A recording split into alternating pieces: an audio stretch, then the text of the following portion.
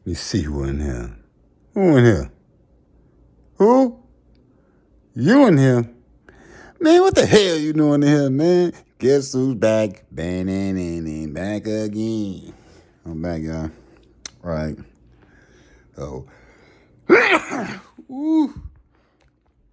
Okay. I'm gonna put y'all up on this right here. I usually don't talk about this. Well, I do. But I'm gonna put y'all up on it right now. I've been researching this stuff.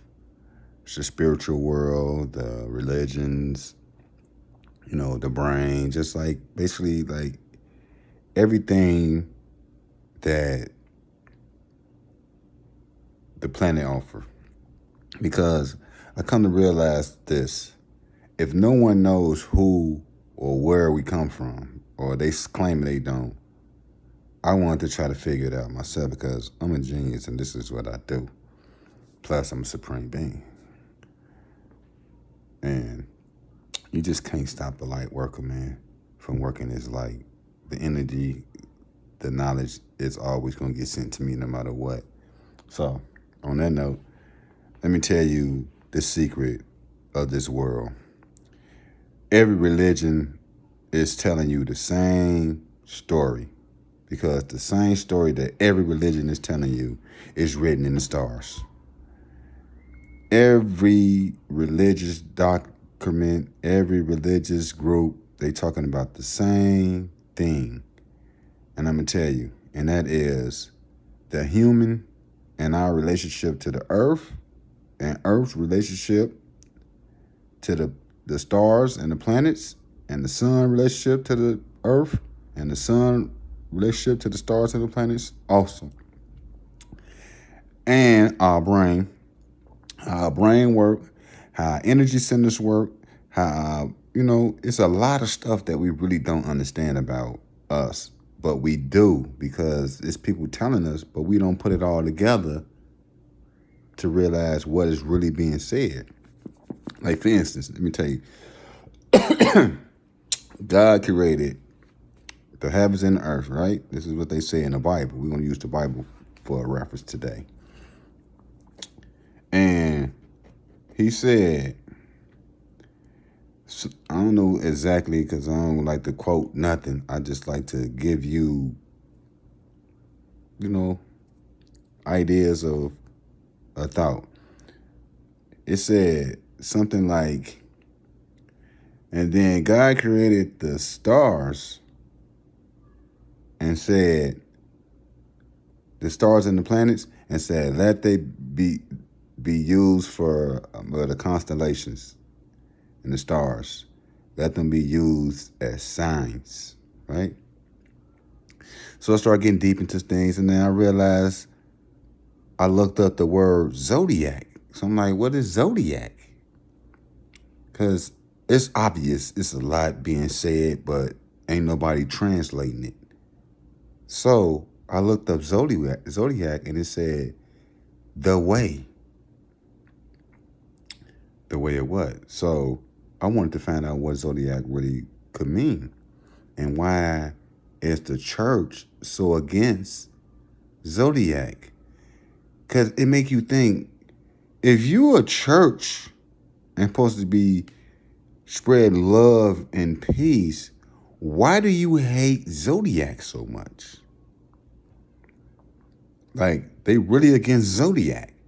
And you would think that something so small, or like they trying to make zodiac the same, would be just something they'd be like, oh well. It's like they way more, they more mad, they more against zodiac than they is against another religion. So that made me even wonder even harder, like, what is this all about, man? So then, I meditate, and then I always ask the universe and whatever's out there, I'm asking it questions. And I always get answers every time. I get led to stuff all the time because I know how to listen. So I come to understand If God named all the stars and all the constellations and all the stuff that's supposed to be up in the space, I wanted to find out why and what they mean and what it means. So I started doing some research in all these religious documents, and I started realizing that the same thing keep happening. Like a great power rises up, and all of a sudden they fall. And then when they fall, an evolution happens. It becomes a different place altogether.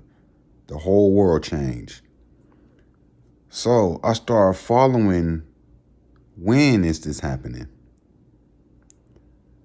And then I realized it's around the same area when this is happening.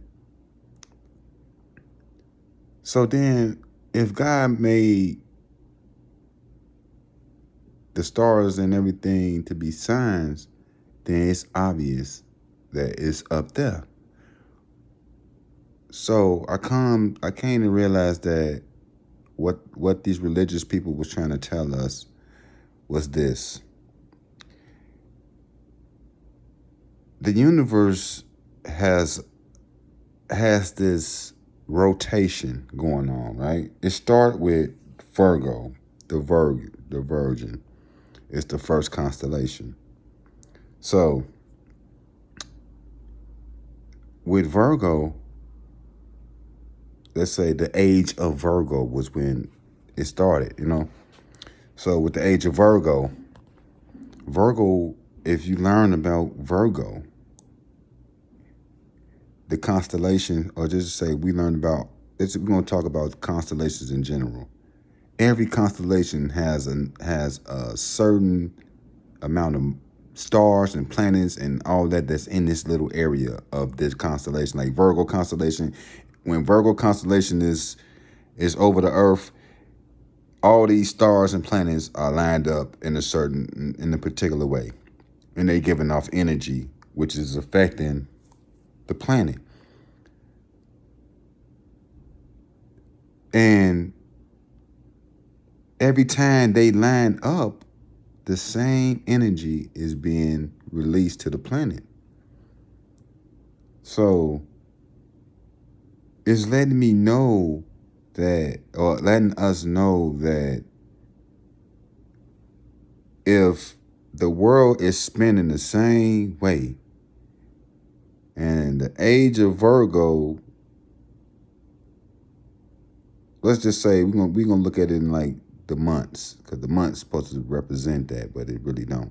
I'll tell you about that later. But let's just imagine Virgo season. We're gonna call that the constellation. And every time Virgo season comes, the same energy is brung to that month. Guess what? Virgo season keep coming around, just like the constellation of Virgo. What happens when it reset?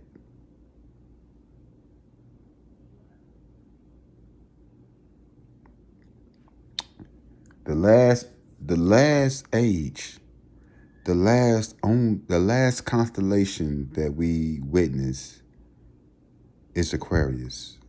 Aquarius is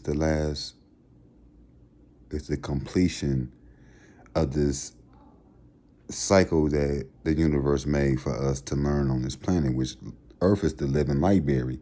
So it gave us what's gonna happen. So every year around the age of Aquarius, it's the finale. And the finale, what people don't realize, if you look into the stars and how everything goes, when the age of Aquarius is present, it brings Uranus.